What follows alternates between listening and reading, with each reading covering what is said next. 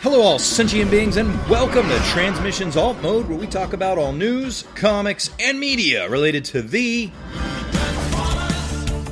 On this episode of Transmissions Alt Mode, Dr. Pants comes from the Gene sale at Macy's to help us review Transformers Galaxies issue 11. We will share a new review of Transformers Battlegrounds, and Japan is getting some official G1 Transformers Christmas goodies. Today is Friday, November 6th, 2020, and this is episode 206 of Transmissions Alt Mode. Welcome to Transmissions Alt Mode, the podcast that currently doesn't know who the president is. But at this point, you probably don't know either. I am your host, Daryl, the Cybertronian Beast, and I am joined by the excellent Transmissions team, Jeremy, aka Yakko. Hey, how's it going? And Scott, the illustrious Dr. Pants. I'm assuming because I'm last, I get to say this. Let's talk Transformers. It's true, you do. Oh, yes. Man. Yes. Oh, it's going to be a good night. How did it feel? Oh, powerful. I feel so good right now. So energized. I want to talk about Transformers. Wow. All right, well, let's get into that. But first, we're going to talk about donations. We have none. What's happening with that? We have no new. We have no new donations. No new Donatreons to speak of, but we have some pretty awesome Donatreons that are sticking with us and giving us money to keep the show going. The show's, it's been going for 7+ years now, and we enjoy putting on good prizes and stuff. We've got some ideas of things to give away. We're just kind of waiting for like pre-orders and stuff to take place. So kind of maybe want to get in on some, being a Donatreon. If you want to buy some merch from us, you can do that at transmissionspodcast.com/shop.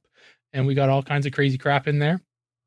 You can also check out our friend K-Girl store at www.tpublic.com/user/superstark. And she has done some really cool designs for us in the past. And that's her store where you can go and buy some stuff there. The site has a brand new sale up, and it's been a while, I think, since they've had a sale. And we used to make fun of them for having a sale every third Thursday. But now they've got a sale up, and it is a $13 tease, and everything is 35% off until from November the 4th until the 6th. So get in there and get something for yourself for Christmas or for someone you care deeply about. Yeah, that's it. It's the season to care deeply about people now. Coming up, or maybe not coming up, but maybe you haven't listened to it yet, but you should. If you haven't, we did an interview with the Alex Milne about his time working on Transformers versus the Terminator, and it was out on Monday. So listen to that if you haven't. It was a fun chat with Alex, and we had some fun addition on his work there. So that was cool. Currently, the recent Empire of Rust episode 36, an SOS to the World, is going to be out on November the 9th. That's a Monday. So take a listen to that. And yeah, that's it. Let's get into comic news. All right. In comic news this week, we got a whole bunch of new covers to talk about. So this is kind of fun. A few of them are from stuff we've already been able to buy. So, that's a little dated, but you know what? Guess what? Let's talk about them anyway. We've got cover art from Casey Collar and Nick Roche on Transformers 84, Secrets and Lies. And we've also got line art from them as well. So if you're interested in looking at the process of them being able to make that fabulous cover art, we can take a look and you can go through that as well. If you're talking about amazing cover art, we've got something new from Alex Milne. This is his cover for the mainline Transformers comic. This is Transformers number 26. It's getting the subtitle, what is it, War World? That's kind of ominous, but we're getting Alex on cover art here with his longtime collaborator, Josh Perez on colors, and they have done a fabulous job on this cover here. Somebody's exploding, and is it Leviathan? Jeremy, do you want to chime in here? I am not familiar enough with this character to know who it is. I just realized Megatron's behind him, so no, never mind. Yeah. You do see that Megatron kind of in shadow. This guy's getting a fusion cannon through the gut. Mm-hmm. One of the commenters on this post says that they believe it's Termagax getting blasted by Megatron. Ooh. So that, how you work out some deep-seated issues with your former mentor. Yeah. So anyway, this is an awesome cover. I love Alex Milne's art. It's no secret. And this is an RI cover, so I'm hoping that I'm able to get it. If not, then I'll have to order it through some other means. But this is fantastic. And it's really great to see Alex doing what he does best, drawing violence. Up next, we have more Alex Milne art. This is his cover for Transformers Escape. This is that new book that we were talking about a few weeks back. And this is for Escape #1. And this is an RI cover as well, RI cover B. And this one looks like a movie poster. And Alex does these every so often to really draw some attention to the project. And this is no different. I believe I read somewhere must have been Twitter, that the figure in the middle, the shadowy figure in the middle, was kept as shadow for a reason, and that if you're not if you've been paying attention to the comics, then you probably can figure out who it is. But essentially, it's supposed to be a bit of a mystery as to who that is. But that's pretty cool, and this cover looks awesome, like really cool. So yeah, very exciting work from Alex Milne on Transformers Escape. Next up, we've got two stories about the Generation Selects Abominus webcomic. So the first set of it was translated, and you can read that here through the link. And the second is available. It is not translated yet. So you want to take a look at that. I haven't read it. I don't have Abominus through Generation Selects. I have the regular Hasbro version, but it didn't come with a comic. So, and I have not been reading the manga that Takara Tomy has been reading. Have either of you guys been reading these? I want to go back and read them, but I never think about it when I actually have the time. It's only ever when you guys bring up that there's a new chapter out. But oh yeah, the little excerpts I've read, they seem kind of fun and silly, and I definitely want to check them out, but I haven't read through them yet. Okay, I've read them off and on. Never like continuously following the story. Just if I'm thinking about it, usually during the show when Charles is talking. Yeah, you get a lot of time to read then. Right. And the last project or story we've got to talk about is the second cover to Back to the Future Transformers, the crossover event that's happening as well right now. And this is cover A. It's from Phil Murphy, and it's awesome. It looks great. This has been, so far, I mean, we've only been into it for one issue, and it looks pretty awesome. I'm really enjoying this crossover so far. Yeah. So yeah, looking forward. I love the little detail of like, it looks like, is that Laserbeak coming out of the tape deck Marty has? Or is it Ravage? I didn't even notice that. Yeah, I didn't either. It's likely one of the cassette bots. Yeah. I would think it's Laserbeak because you can kind of see like the wing pieces and it's got the red on it. Yeah. Yeah. Mm-hmm. That's really cool, though. That's a nice detail. I didn't notice that. Yeah, good call. Right on. Is his skateboard, is that a transformer as well? Since there looks to be transforming lines on it? No? Yeah, there are creases. I mean, it's not a hoverboard. It's not a hoverboard. Yeah. Oh, something. I mean, who knows? We're going to have to read this book. Wait, does it? Oh, no. I thought maybe it looked a little bit like it was the hoverboard from the 86 movie, but that's a little different. So never mind. Mhm. Yeah. Right on. That book should be coming out fairly soon. All right, and that'll do it for comics news. Let's get into our review for this week. All right. We are looking at Transformers Galaxies number 11. This is written by Brandon Easton. Art is by Andrew Griffith. Colors are by Josh Burcham. Letters by Jake M. Wood. Editors are David Marriott and Tom Waltz. And assistant editor is Riley Farmer. We have 3 covers this week. First cover has a Sound Blaster with Ultra Magnus in his sights. And this is by Andrew Griffith.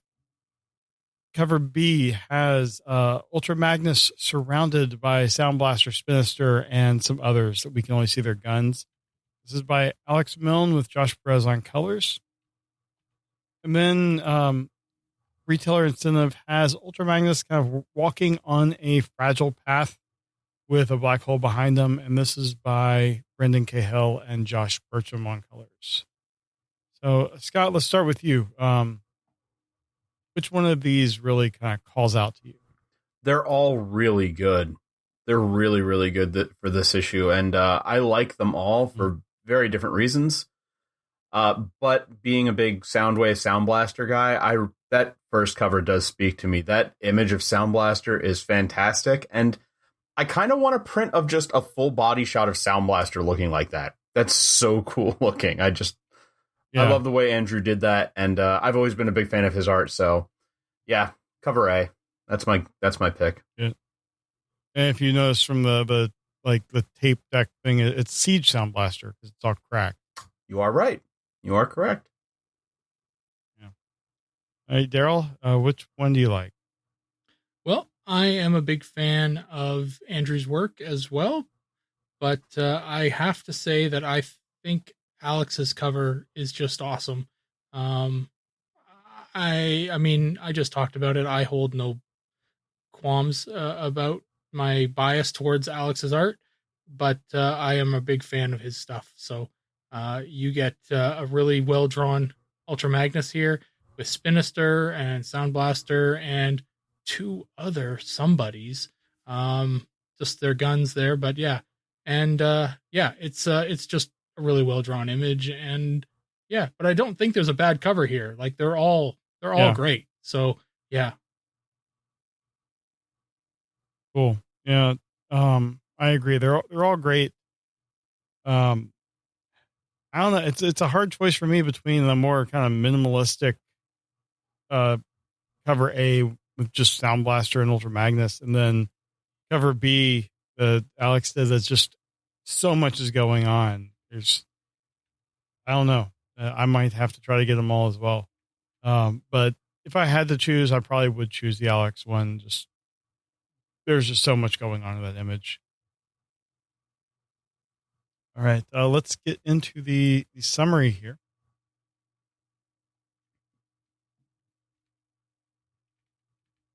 Megacycles in the past, Alpha Trion is discussing the value of preserving history to Ultra Magnus.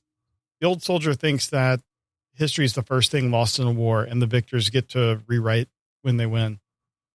In the present, though, Magnus is recalling not paying much attention to Alpha Trion's thoughts at the time, but now he sees that sympathy can be spread throughout the universe.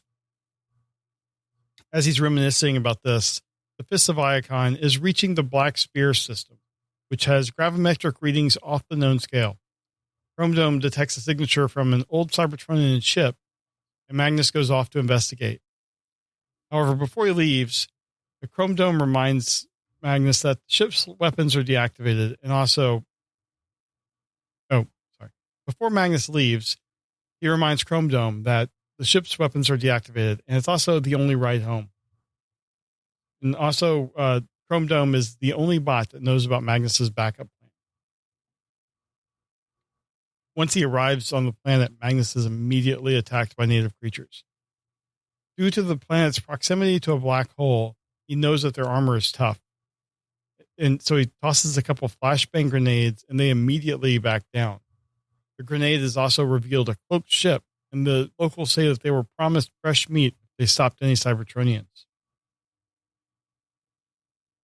Magnus works his way inside the ship, and he finds that it's the Crimzik, or is that Crimzik, from Kaon. Not a place that Alpha Trion would frequent. Chrome Dome agrees and notes that their search seems to have been manipulated. As they ponder this, Magnus detects a sneak attack from behind. The attacker shoots Magnus in the face, which only pisses him off. He grabs his attacker by the neck, and he forces them to talk. The attacker is Octane from Kaon, and he reveals that he's carrying a lot of dead Cybertronians to sell to the slicers. But before Magnus can get anything substantial from him, the ship is bombarded. The two leave to see Spinister arriving and thanking Magnus for finding Octane for him. Magnus has no intention of turning Octane over, and he demands that both of them return with him for a trial. But Spinister counters that he's just going to have his forces destroy Magnus and the Fist of Iacon's crew. However, before he can make good on that threat, Victory Leo flies in, and he makes short work of Spinister's crew. Then Magnus explains that it's standard procedure for dangerous missions like this to have a security escort trailing the ship. Once they were initially captured, Chrome Dome had activated a tracking beacon, and he had told Victory Leo to stand by. Magnus then beats the information about Alpha Trion out of Spinister. What little he has anyway. Trion has traded Energon for a shuttlecraft, and that was about it. Magnus doesn't really believe him until he hears a voice behind him saying that Spinister isn't lying. The voice is coming from Alpha Trion, who's standing nearby with someone that looks just like Senator Soundwave. Trion says that his emergency beacon was triggered due to the gravimetric forces in the system. His companion is Sound Blaster, who demands that they get to the point quickly. They're nearly out of time, and then they start to fade away, revealing that they're just holograms. And they're projected from his ship. And he says that they would greatly appreciate assistance, as they're currently being attacked by an armada of ships coming from the system. To be continued. So this was, I thought, an interesting story. I enjoyed it a lot. Not a lot of action. There's a little bit. Victory Leo was a definite surprise. I like seeing him in there. And this continues to be a very interesting story. I'm really enjoying it. I like seeing this take on Magnus. It takes a lot of good parts from the previous continuity, but he's a lot more emotional, you can tell. But it's still that same true to the core, honest, honorable Ultra Magnus. And I like it. I'm interested in how Sound Blaster is actually going to be, because we get no real characterization here from him. He's like, we got to hurry. But I'm really interested to see where this is going. Scott, let's start with you. What do you think of this? And did you read the first part as well? I did. I've been up on the Galaxies issues, and I enjoyed the first one. I love a good Ultra Magnus story. I'm really glad that we're getting a different take on him from More Than Meets the Eye and Lost Light, where he was still a fun character, but he's definitely less by the rules now and a little bit more what I would imagine a G1 kind of Ultra Magnus to be.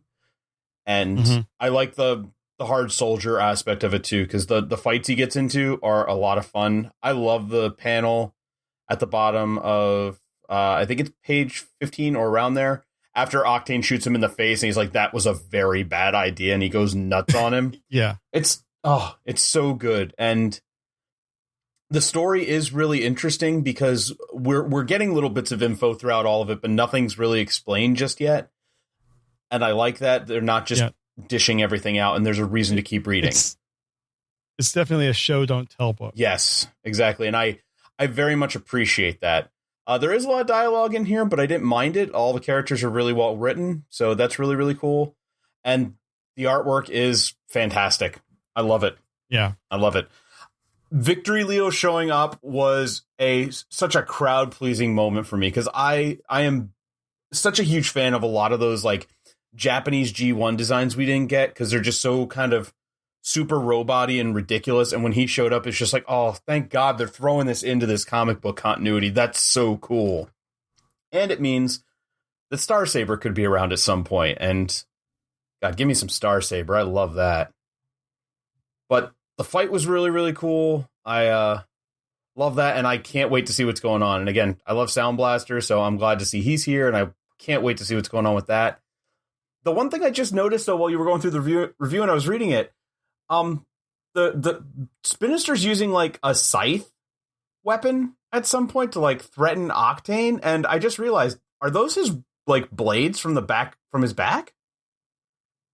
Oh, I believe it. Yeah, because it looks like in the panel before that they like pop off and then he turns them into a scythe, which is so cool. And why doesn't the real toy do that? That would make it so much better.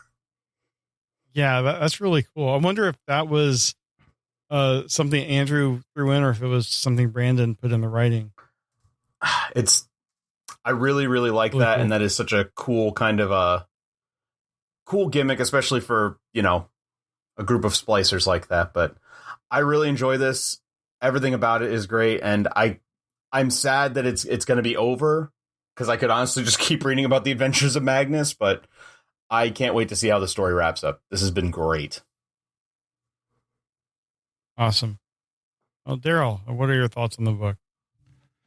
Oh, I enjoyed it as well. I thought it had a good amount of action. I thought that Spinister is a great kind of, I don't know, I would say B, maybe even C level like leader. He's doing a lot of work out here in the, I don't know, the middle of nowhere. But he's holding his own against Magnus, you know. He's not kind of like giving up, because Magnus is an intimidating character. But you know, you'd think like, if you, I don't know how to kind of quantify this, but he's not overly big. Like Spinister's not overly big, but Magnus is a towering, you know, presence. So, you know, when he kind of shows up, you'd think that Spinister would kind of give it up, right? But he doesn't. He actually kind of fights him off, and you know, he doesn't last long, but yeah, he still kind of holds his own for a bit.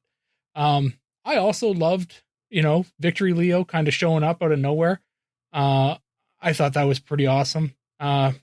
This is, I honestly, I cannot remember the last time Victory Leo made an appearance in a comic book. It likely was a manga, because that's where he kind of, you know, came from. But yeah, I don't remember him in the first IDW at all. I don't think he was. I don't think he was in the Dreamwave stuff, and I definitely don't think he was in the Marvel G1 stuff. So he might have only ever appeared in this issue in the North American or Western, you know, releases of the Transformers books. I think it's great that he's in this. I was gonna say, I just looked. The only thing he's ever been in comic book wise was the Victory manga. That was it. Yeah. So there you go. Oh. So yeah, I'm all for bringing out more of this stuff. You know, Victory Leo and Victory Saber, you know, kind of combining, because we've already seen Star Saber, you know, with Ultra Magnus, and is the third one in there. They kind of had this little like this trifecta of powerful characters. Shoot, this was a couple issues ago. Might have even been last issue, actually. They're all kind of standing at a table. You remember? Was Magnus, was it Fort Max? Somebody. Fort Max, yes. Okay. Yeah, that sounds right. So yeah, so I'm all for bringing in some of these other guys. The whole point of this book is to find out, Alpha Trion and what kind of secrets he's holding.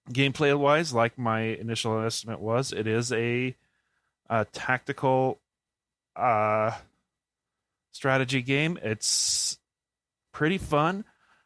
It is very stripped down. It's not super in depth. You can buy upgrades for the characters, and you can choose your party members later on. Each mission has a difficulty from easy to hard, of course. And some of the trophies do require you to beat each mission on each difficulty. Now we're talking into the gameplay itself. Again, very kind of basic. But it is pretty decent. It has some things I like.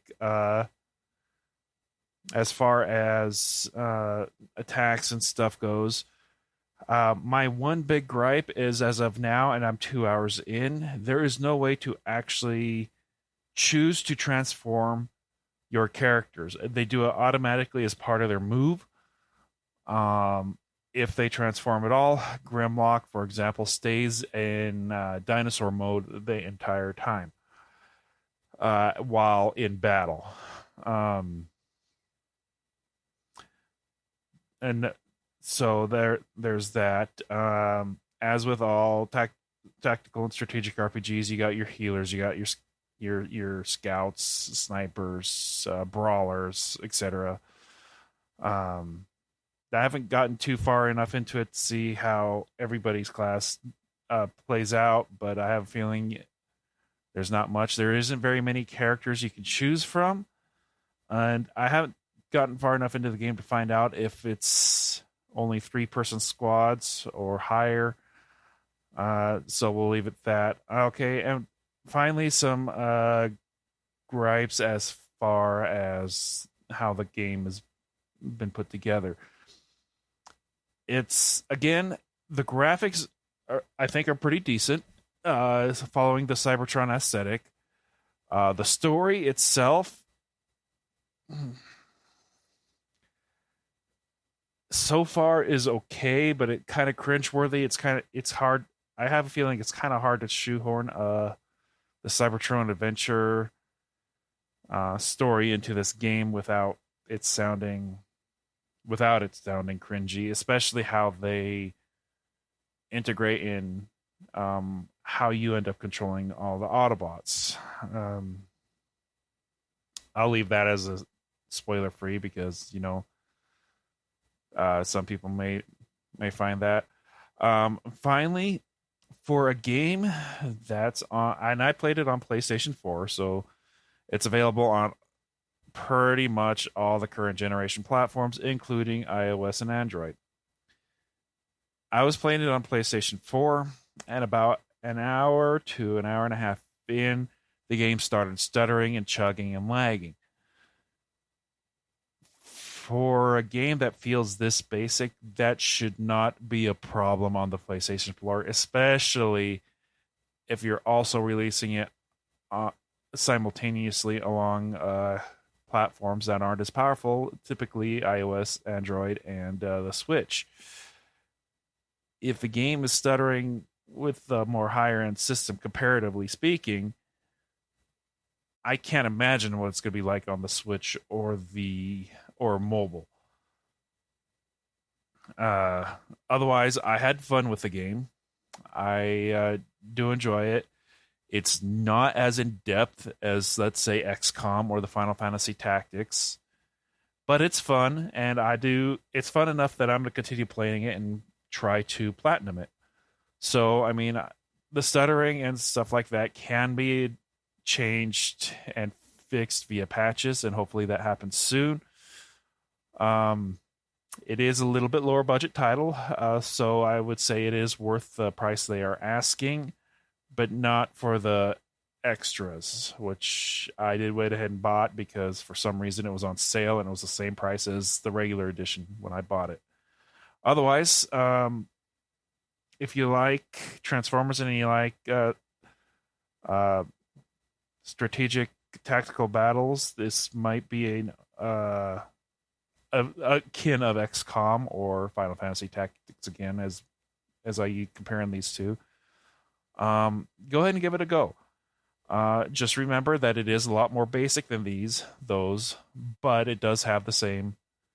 It has the feel of it, and it feels like it can be fun, and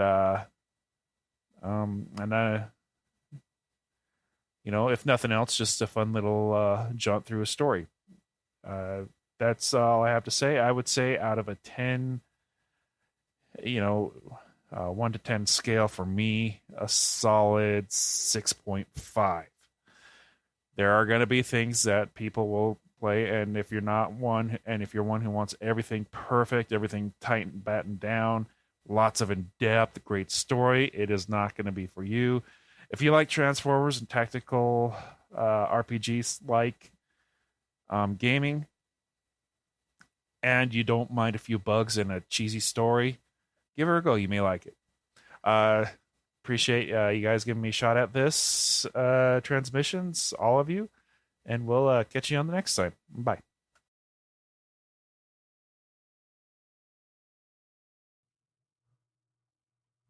Right on. Thanks, John. That was really great of you to do that for us.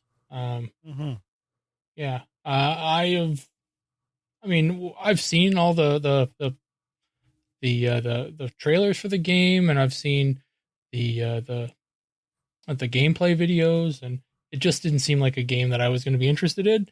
So I'm taking advantage of you playing it, and that's why you got a chance to do a really long voicemail in the form of a review for this game. So I very much appreciate it, and from the sounds of it, I don't think I probably would have liked the game, but I'm glad that you're enjoying it and you will keep playing it.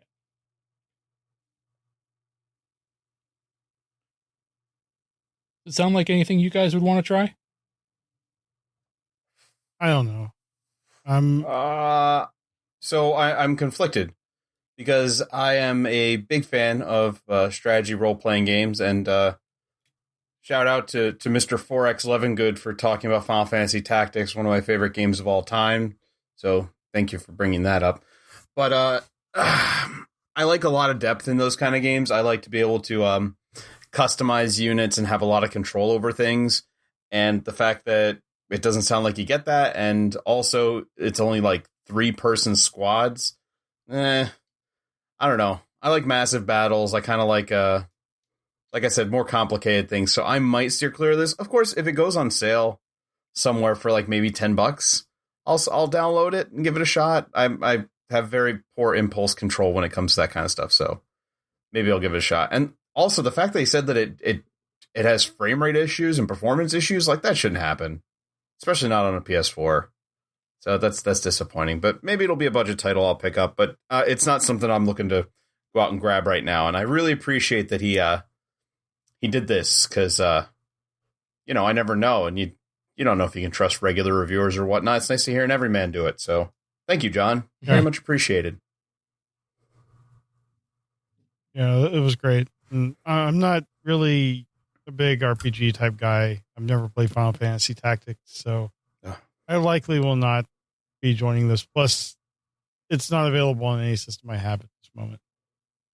Well, I guess I could get it on Steam, but probably won't. There's a million other things to play on Steam other than that. Yeah. Right on. Okay, so with that done, I think we are going to move into the end of the show.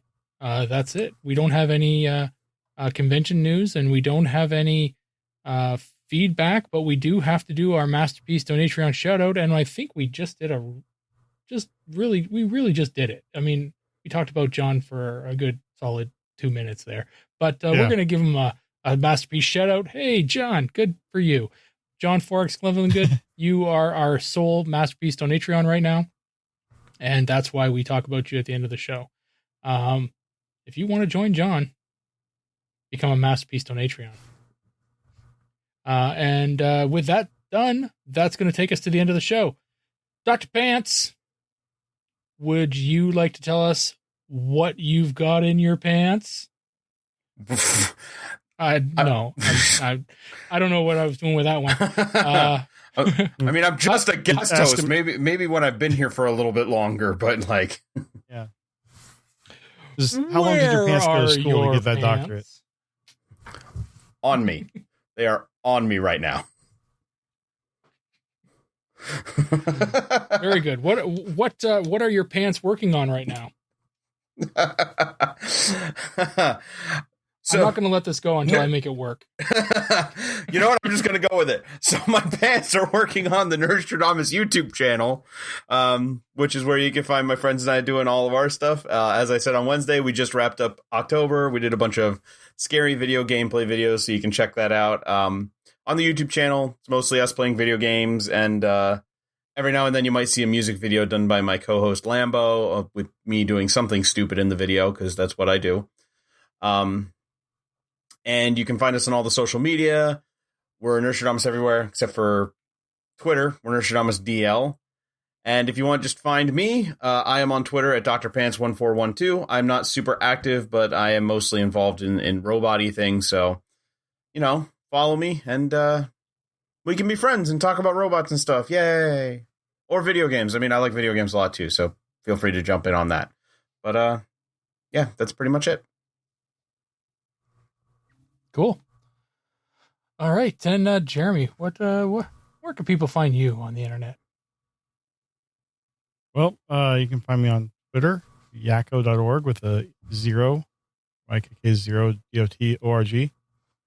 And I'm always around on the internet. You can definitely find me in our Discord, which is awesome. And I don't know, just I'm around trying to avoid political Twitter. So. Right on. And you can find me on Twitter mostly. I spend most of my time on Twitter at Cybertron Beast.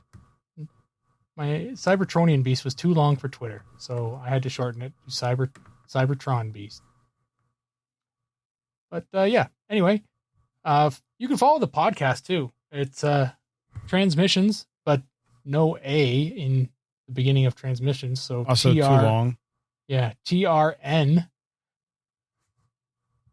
That's how you start Transmissions, but yeah, it's a whole thing. Anyway, this is the end of the show, and we never know how to end these things. So I'm just going to say thanks for listening, and we'll talk to you later. Bye. See ya. Later. Hey everyone, thanks for listening to this episode of Transmissions. But just because this episode is over doesn't mean the Transformers fun has to stop. Join us and other Transformers fans on our Discord chat server by visiting transmissionspodcast.com/discord. If you would like to learn more about how you could support the Transmissions podcast, just visit transmissionspodcast.com/support. Thank you all for listening, and we'll see you again next week.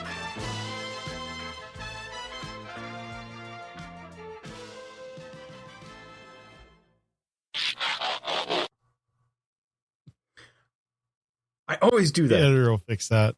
I always do that. I'm so sorry. I never know when to fit in there. No, that's fine.